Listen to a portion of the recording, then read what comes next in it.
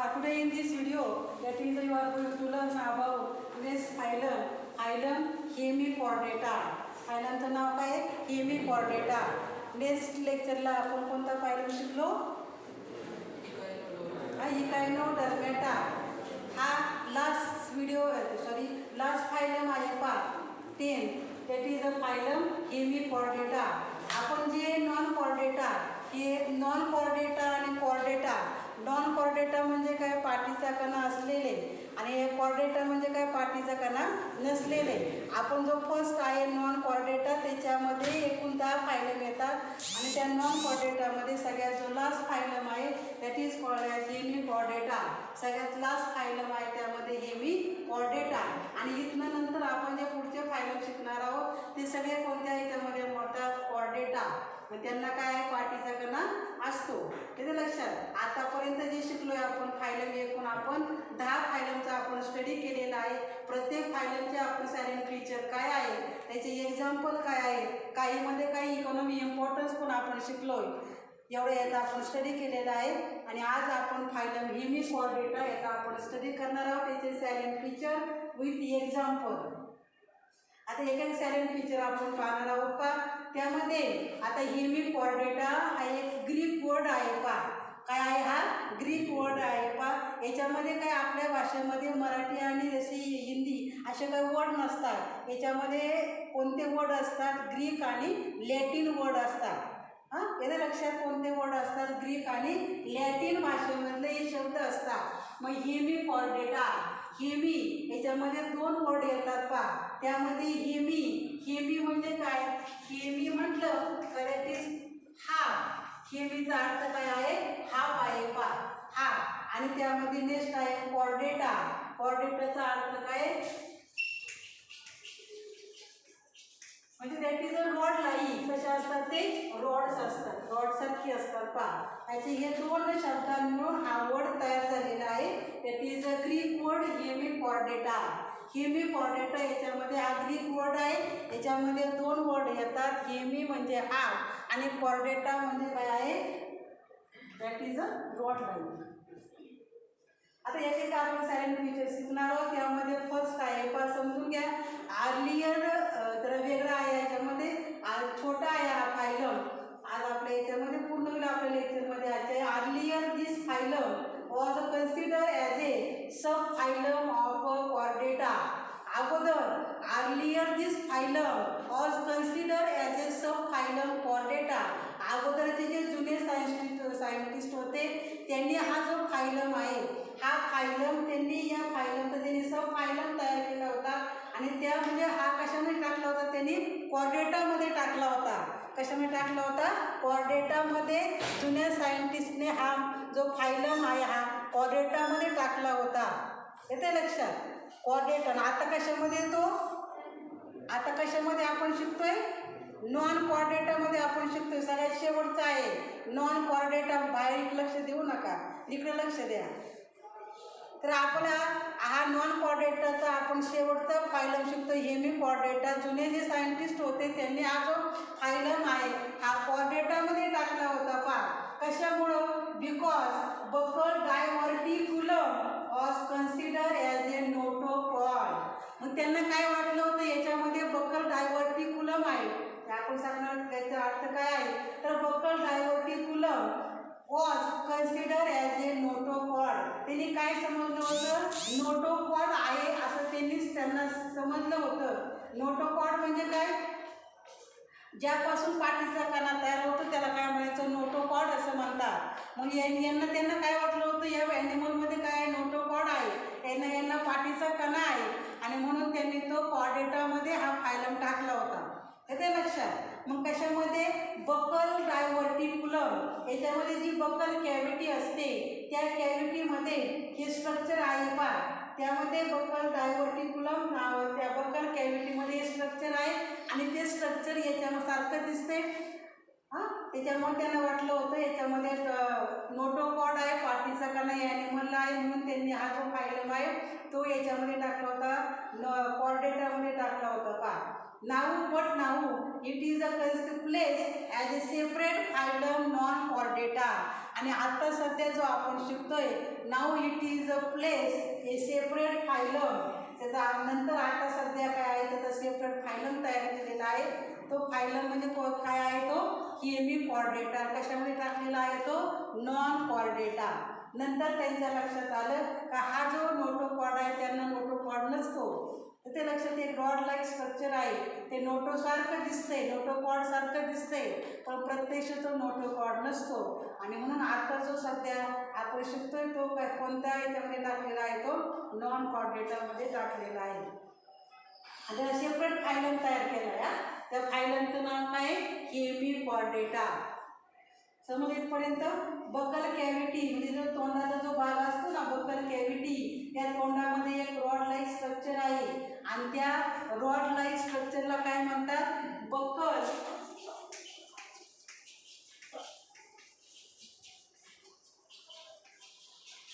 त्या rod like स्ट्रक्चरला काय म्हणतात बकल डायव्हर्टिक्युलम असं म्हणतात. बकल जो तोंडाचा भाग असतो जो माउथचा भाग असतो त्यामध्ये त्याला म्हणतात तोंडाच्या भागाला बकल कॅव्हिटी असं म्हणतात. आणि त्या कॅव्हिटीमध्ये हा जो रॉड सारखा दिसणारं स्ट्रक्चर आहे त्याला काय म्हणायचं बकल डायव्हर्टिक्युलम असं म्हणतात. आणि मग त्यांनी हा जो बकल डायव्हर्टिक्युलम आहे ना रॉड सारखं स्ट्रक्चर दिसणारं त्यांना वाटलं हा नोटोकॉर्ड आहे आणि नोटोकॉर्ड प्रेझेंट असल्यामुळे त्यांनी तो कॉर्डेटामध्ये टाकला. परंतु सध्या नंतर लक्षात आलं का हा बकल डायव्हर्टिक्युलम हा नोटोकॉर्ड नाही. ते लक्षात हा एक माउथचा पार्ट आहे आणि म्हणून त्याचा सेपरेट फायलम तयार केला त्याचा हेमी कॉर्डेटा आणि त्याचा हा जो आहे तो नॉन कॉर्डेटामध्ये टाकला. समज इथपर्यंत. आता याचे आपण सारे फीचर शिकायचे. याचे हॅबिटेट कुठं आहे पहा. व्हिडिओ चालू बंद झालं सांगतो त्यामध्ये.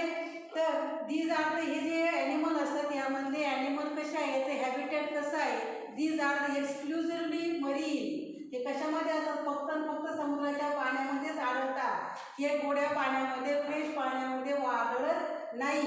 फक्त marine. These are exclusively marine animals आहे पा. And usually at the bottom of the sea. हे कुठं आढळतात सी समुद्राच्या कुठं बॉटमला आढळणारे. त्याला आपण काल शिकलोय कोणता वर्ड आहे. असे हे कन्सेप्ट लक्षात ठेवा. ते पुन्हा कन्सेप्ट येतात. समुद्राच्या तळाशी आढळतात त्यांना काय म्हणतात बेंथिक असं म्हणतात. येते लक्षात. सरफेसवरती आढळतात त्यांना काय म्हणतात पेलॅजिक असं म्हणतात. At the bottom of the sea समुद्राच्या तळाशी आढळतात आणि that is in burrowing. Burrow म्हणजे काय बीळ. ते लक्षात. उंदीर वगैरे कसे बीळ करून राहतात तसे हे ॲनिमल सुद्धा काय राहतात बीळ करून राहतात आणि म्हणून त्यांना म्हणायचं बरोईंग ॲनिमल्स असं म्हणतात. BURROWING. ते लक्षात. बीळ समुद्राच्या तळाशी राहतात आणि ते बीळ करून राहतात. दॅट इज कॉल्ड ॲज अ त्याला म्हणायचं बेंथिक ॲनिमल असं म्हणतात. हे झालं फर्स्ट. हॅबिटेट कुठं आढळतात हे these are the exclusively marine. समुद्राच्या फक्त समुद्राच्या पाण्यामध्येच आढळतात. आणि कुठं आढळतात at the bottom of the sea समुद्राच्या पाण्याच्या तळाशी राहतात. नंतर नेक्स्ट आहे mostly these are the free living. हे कसे असतात ॲनिमल फ्री लिव्हिंग आहे. स्वतंत्र म्हणजे एका जागेवरून दुसऱ्या ठिकाणी जाऊ शकतात.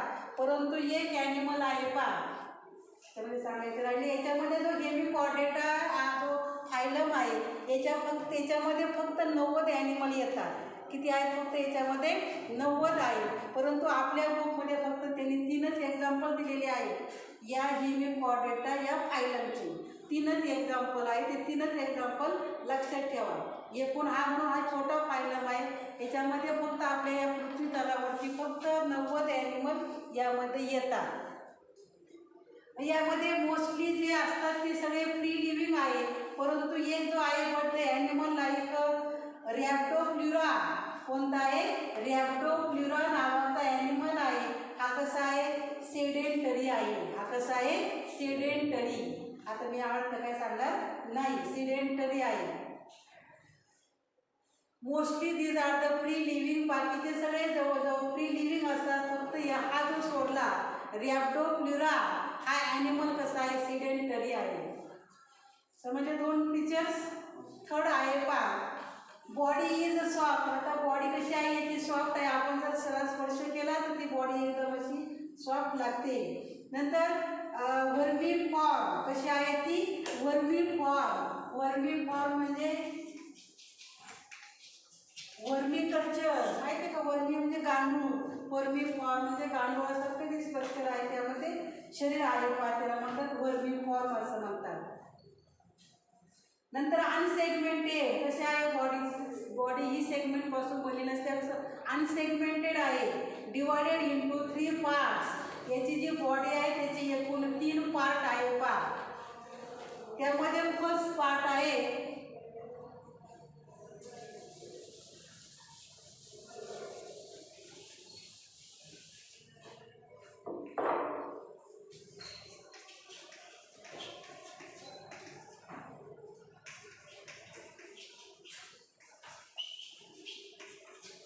बॉडी कशी आहे सॉफ्ट आहे अनसेगमेंटेड आहे वर्मी फॉर्म आहे. त्याचं डिवायडेशन बॉडीचं 3 पार्टमध्ये होते. त्यातला पहिला पार्ट कोणता आहे प्रोबोसिस. दुसरा कोणता आहे कॉलर. तिसरा कोणता आहे ट्रंक. अशी या बॉडीचे 3 भाग आहेत पहा. येते लक्षात. समजा अशी जर बॉडी काढली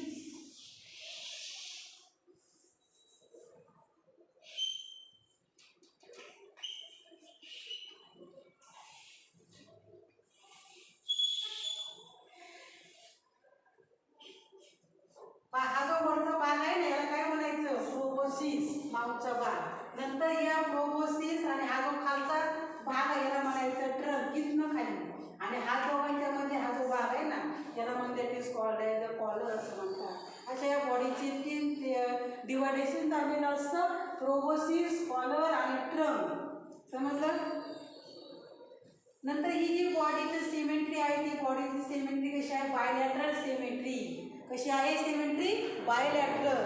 आता मी सांगणार नाही. बायलॅटरल सिमेट्री म्हणजे काय बॉडीचे 2 समान भाग होतात bilateral symmetry.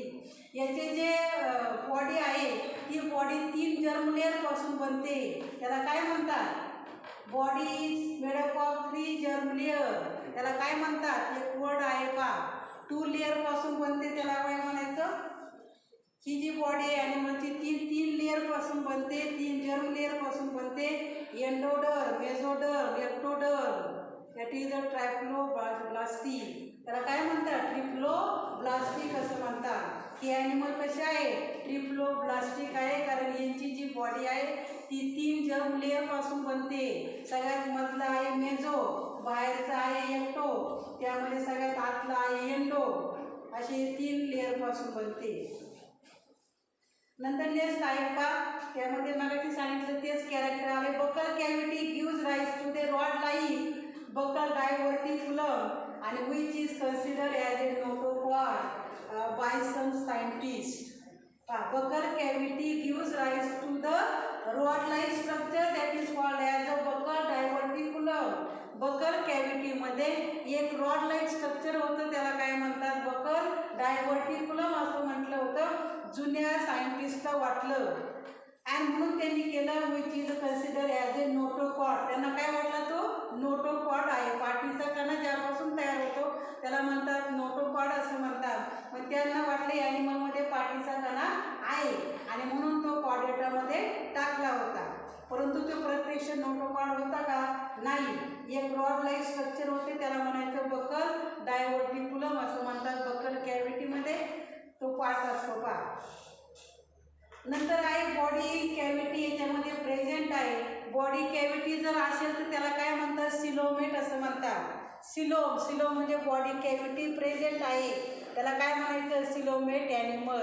Body cavity absent असेल त्याला काय म्हणायचं सिलोमेट ॲनिमल. हे ॲनिमल कसे आहे सिलोमेट ॲनिमल आहे. नंतर याच्यामध्ये जी डायजेस्टिव्ह सिस्टीम आहे ती कशी आहे कंप्लीट आहे. कशी आहे कंप्लीट. का बरं कंप्लीट का बरं हा 2 काय ओपनिंग माउथ आणि ॲनस 2 ओपनिंग असेल त्याला म्हणायचं कंप्लीट डायजेस्टिव्ह सिस्टीम. आणि इनकम्प्लीट असेल तर फक्त सिंगल ओपनिंग. नंतर एलिमेंटरी कॅनॉल इज कंप्लीट. नंतर एलिमेंटरी कॅनॉल कशी आहे कंप्लीट आहे स्ट्रेट आहे यू शेप आहे. कशी आहे ती इंग्रजी जो अक्षर आहे ना यू त्यासारखी आहे पहा. नंतर रेस्पिरेशन O2 घेणे CO2 बाहेर टाकणे हे करण्याचं काम कोण करतं. Respiration offers by numerous gills. कोण करतं हे त्यामध्ये गिल्स करतात. कोण करतात गिल्स कल्ले गिल्स करतात. And arranging in 2 longitudinal row present in pharyngeal region. याच्यामध्ये त्यांची 2 रोमध्ये त्याची अरेंजमेंट असते. And present in the pharyngeal region. आता याच्यामध्ये हा जो ट्रंक रिजन आहे ना या ट्रंक रिजनमध्ये 3 रिजन येतात. त्यामध्ये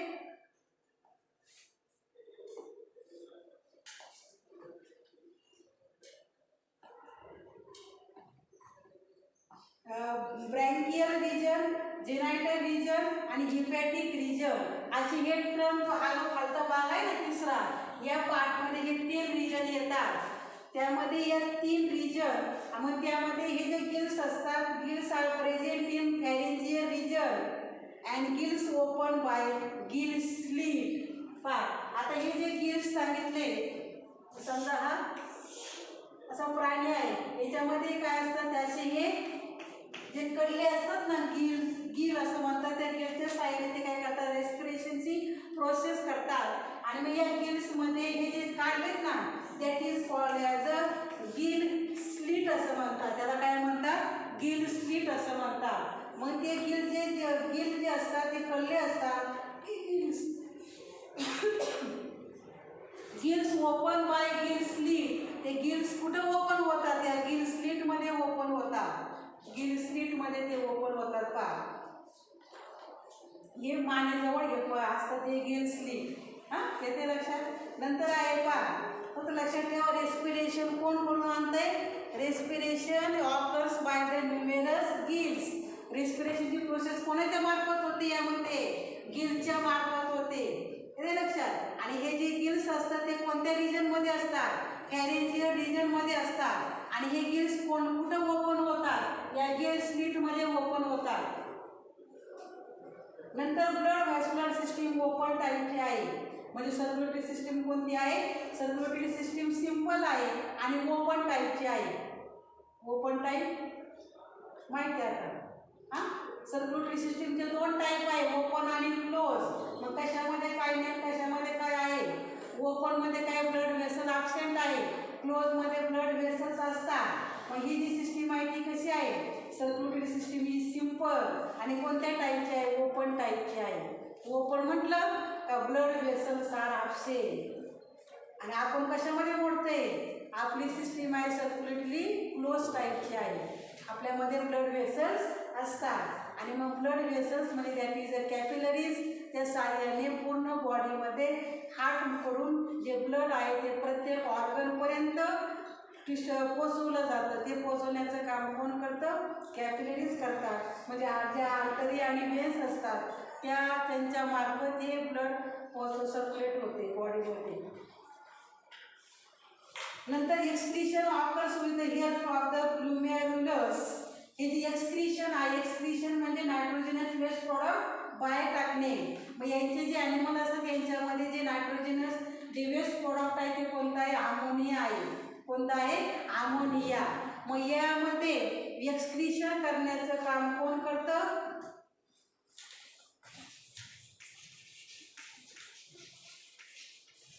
त्या पार्टचं नाव काय ग्लोमेरुलस. हे एक्सक्रीशनची प्रोसेस करतात. म्हणजे नायट्रोजनस वेस्ट प्रॉडक्ट आहे ते बॉडीच्या बाहेर टाकण्याचं काम. आणि हे जे ग्लोमेरुलस आहे दॅट इज त्याला म्हणतात प्रोबेसिस ग्लॅन्ड सुद्धा म्हणतात. हे बुकमध्ये नाही परंतु तुम्हाला CET नीटसाठी आवश्यक आहे. हे जे प्रोबोसिस आहे हे जे एक्सक्रीशन आहे जे वेस्ट मटेरियल आहे ते बाहेर टाकणे बॉडीच्या त्याला काय म्हणतात म्हणजे with the help of the glomerulus. आणि it is also called as proboscis gland असं म्हणतात. प्रोबोसिस ग्लॅन्ड मार्फत सुद्धा जे नायट्रोजनसचे वेस्ट मटेरियल ते सुद्धा बाहेर टाकलं जातं. Excretion occurs with the help of the glomerulus और प्रोबोसिस ग्लॅन्ड. आणि वेस्ट मटेरियल कोणतं आहे अमोनिया आहे. येते लक्षात. नंतर नेक्स्ट काय आहे नर्वस सिस्टीम. नर्वस सिस्टीम कशी आहे nervous system is embedded in epidermis.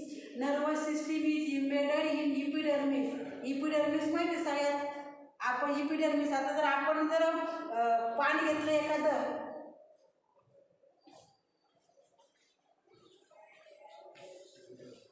सूचना आहे तुमच्यासाठी काही एक दोन सूचना, एकच सूचना आहे. काय राहतो त्यांना पण जायचं आहे ऐकायला म्हणून पारनेर, पळशी आणि ब्राह्मणवाडा ह्या रूटवरून येणारे किती विद्यार्थी आहेत? बरेच आहे. राहू द्या आठवडी का तो कुठून येते कोण जा रानवाळा का? ठीक आहे चला जाऊ दे. तर पहा हे रूट आपण बंद करणार आहोत कारण या रूटला विद्यार्थी संख्या कमी आहे. त्या रूटला विद्यार्थी संख्या कमी असल्यामुळे आपल्याकडे काही पर्याय नाही. कारण त्या रूटसाठी जेवढा होणारा खर्च आहे हा जर विचार करता तुमच्या अकाउंटला 3 ते 4 महिन्याचा पास पडेल 20,000 रुपये. तो काय तुम्हाला परवडणार नाही आणि आम्हाला इथं योग्य वाटत नाही. त्यामुळे आपलं जे चाललेलं ऑनलाईन शिक्षण आहे तेच घ्या किंवा तुला दुसरा पर्याय आहे तुम्ही तुमच्या सोयीनुसार कॉलेजला या. ओके, एवढी सूचना आहे. कोणाला काही शंका असेल तर मला संध्याकाळपर्यंत कॉन्टॅक्ट करा घरी गेल्यानंतर 5 वाजेपर्यंत. त्याच्या पुढे नका कारण रात्रीचे 10 वाजता फोन येणे हे योग्य नाही. आपण शून्य आहात आपल्या पालकांना सांगितलं पाहिजे रात्रीच्या 10 वाजता फोन करणं योग्य नाही कोणत्याही माणसांना. मला नाही आला पण दुसरा कोणाला तरी आला असेल म्हणून सांगितलं आहे तुम्हाला. ठीक आहे, एक लिमिट असतं फोन करायचा. वडनेर, राजनी आणि पोखरी हे 3 रूट चालू राहते कारण या रूटला विद्यार्थी संख्या आहे म्हणून ते चालू राहते. ठीक आहे, बाकी काही विद्यार्थी त्यांच्या सोयीनुसार यायचं पर्यंत किंवा घरूनच आपलं हे जे चालू बेटर पाहता तेच घरी पाहायला वेगळं काय लाईव्ह प्रक्षेपण तुमच्यासाठी.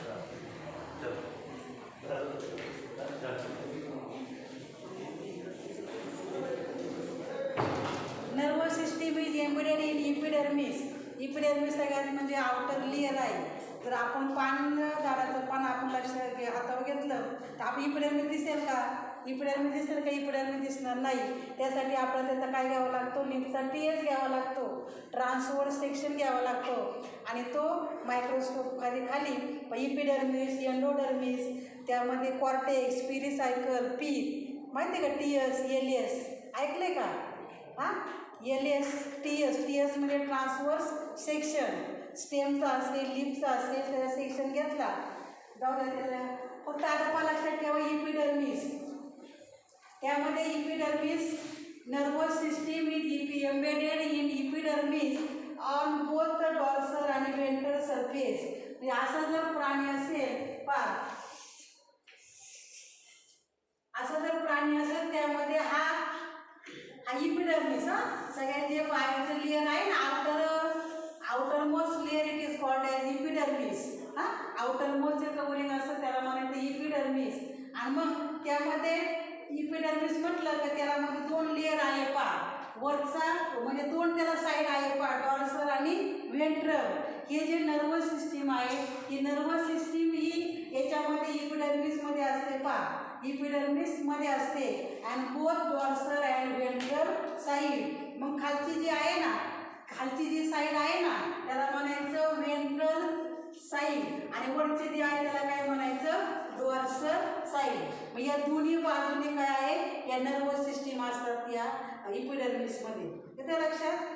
Nervous system is embedded in epidermis on both dorsal and ventral side. दोन्ही पण बाजूने असतात, खालच्या पण बाजूने आणि वरच्या पण बाजूने या नर्वस टिश्यू या इपिडर्मिसमध्ये असतात. नंतर द सेक्सेस आर सेपरेट. याच्यामध्ये सेक्स कसे आहे? मेल ऑर्गन आणि फिमेल ऑर्गन कसे आहे? सेपरेट आहे. काहीमध्ये समटाईम्स बायसेक्शुअलमध्ये म्हणजे एकाच त्याच्यामध्ये दोन्ही पण मेल पण ऑर्गन आणि फिमेल ऑर्गन त्याला काय म्हणायचं? बायसेक्शुअल. आणि युनिसेक्शुअल म्हणजे मेल वेगळा फिमेल वेगळा. That is the sexes are separate त्याला म्हणायचं युनिसेक्शुअल. नंतर फर्टिलायझेशन इज एक्सटर्नल. फर्टिलायझेशन कसं आहे? एक्सटर्नल आहे म्हणजे बाहेर. हे प्राणी कुठं असतात? पाण्यामध्ये असतात. मग ते मेल ऑर्गन आणि फिमेल ऑर्गन पाण्यामध्ये सोडतात आणि मग त्यांचं पाण्यामध्येच काय होते? फ्युजन होते. That is called as a fertilization is external म्हणजे बाहेरचं, इंटरनल आतमध्ये नाही बाहेर. And development is indirect. Development कशी आहे? इनडायरेक्ट आहे. इनडायरेक्ट म्हटलं का त्यामध्ये लक्षात ठेवायचं कोणती स्टेज आहे? लार्वा स्टेज आहे. लार्वापासून काय होतं? ॲनिमल तयार होतो. म्हणजे त्या लार्वापासून म्हणजे थोडक्यात आयुष्याला सुरुवात होते त्या लार्वापासून पूर्ण ॲनिमल तयार होतोय. आणि म्हणून ही डेव्हलपमेंट आहे ती कशी आहे? इनडायरेक्ट आहे. आपली कशी आहे? डायरेक्ट आहे. हे त्याला आपल्यामध्ये काही लार्वा स्टेज नसते. नंतर दिस हे झाले कॅरेक्टर. त्यामध्ये शेवटचा आहे पॉईंट पहा. This phylum is connective link between non Chordata and Chordata. हे जो हेमी कॉर्डेटा हा जो फायलम आहे हा कनेक्टिव्ह लिंक बिटवीन हा काय करतो? कनेक्टिव्हिटी करतो. कोणाचं? कॉर्डेटा. अगोदर नॉन कॉर्डेटा आणि याच्या नंतर कोणता आहे? कॉर्डेटा आहे. या दोघांचं कनेक्शन करण्याचं काम हा फायलम करतो. आणि म्हणून याला म्हटले this phylum is a connective link between non Chordata and Chordata. Non Chordata म्हणजे पाठीचा कणा नसणारे. कॉर्डेटा म्हणजे पाठीचा कणा असणारे. येते लक्षात? यांना वाटलं होतं जुन्या सायंटिस्टला याच्यामध्ये पाठीचा कणा आहे असं वाटलं होतं म्हणून त्यांनी टाकलं त्याला कॉर्डेटामध्ये टाकले. परंतु आता सध्या जो आहे तो फायलम हा सेपरेट केलेला आहे. त्याला काय तो पाठीचा कणा नसतो. त्यामध्ये ते बक्कल डायव्हर्टिक्युलम त्याला त्या जुन्या सायंटिस्टला वाटलं होतं हा नोटोकॉर्ड आहे असं त्यांनी त्याला समजलं होतं. परंतु प्रत्यक्ष तो नोटोकॉर्ड नव्हता. मग या प्राण्यांना पाठीचा कणा नसतो. आणि म्हणून सध्या जे नवीन सायंटिस्टने स्टडी केल्यानंतर त्यांच्या लक्षात आलं आणि म्हणून त्यांनी त्याचा फायलम सेपरेट केला. फायलम हेमी कॉर्डेटा आणि तो नॉन कॉर्डेटामध्ये टाकला. ते लक्षात. म्हणून ही जे कनेक्टिव्ह हा जो फायलम आहे Hemichordata that is a connective link between chordata and non Chordata.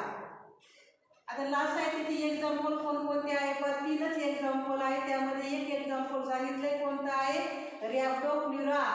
एक एक्झाम्पल सांगितलं सांगून झालं रॅप्डोप्लुरा. सेकंड आहे बॅलेनोग्लॉसस.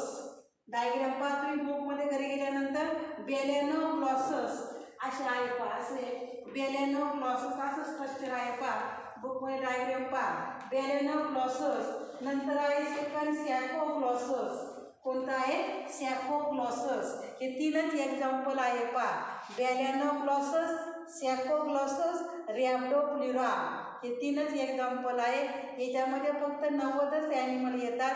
त्या 90 ॲनिमलमध्ये आपल्या बुकमध्ये फक्त 3च एक्झाम्पल दिलेले आहेत. ते 3च एक्झाम्पल लक्षात ठेवा. हां, तर अशा प्रकारे हा सगळ्यात शेवटचा नॉन कॉर्डेटामधला 10वा फायलम हेमी कॉर्डेटा. समजलं? हां, मग नॉन कॉर्डेटा हा आपला पहिला जो आहे तो पूर्ण झालेला आहे. नेक्स्ट याच्यामध्ये आपण आता कॉर्डेटा हा शिकणार आहोत.